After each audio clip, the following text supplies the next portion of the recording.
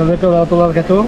Okey, sekarang ni kita berada di Surau Bukit Lompin, Kampung Hubung. Kita sekarang ni tim J3 sedang membuat kerja-kerja pembersihan surau lah, kerja-kerja amal. Jadi alhamdulillah lah, nampaknya pelibatan daripada tim J3 begitu memberangsangkan.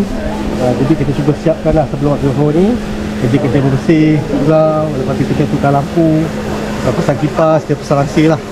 Okey, saya harap kerja-kerja kita berteruskan lah.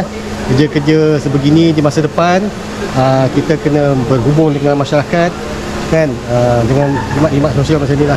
Okey, terima kasih. Assalamualaikum warahmatullahi wabarakatuh.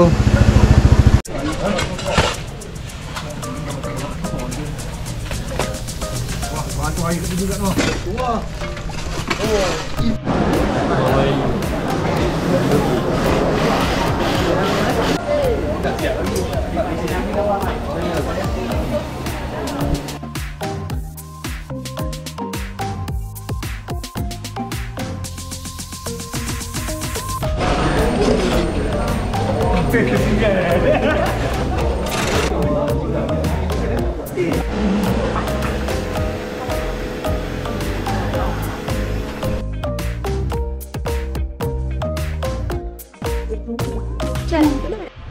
Okay. Terima kasih kepada semua talent-talent daripada J3 Batu Pahat Peluang Domestik atas kerjasama untuk menjayakan program bersama komuniti di kampung di Surau Kampung Hubung.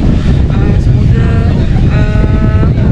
kerjasama semua dapat diteruskan dan program ini dapat diteruskan dengan semua kepada orang ramai, insyaAllah. Baik.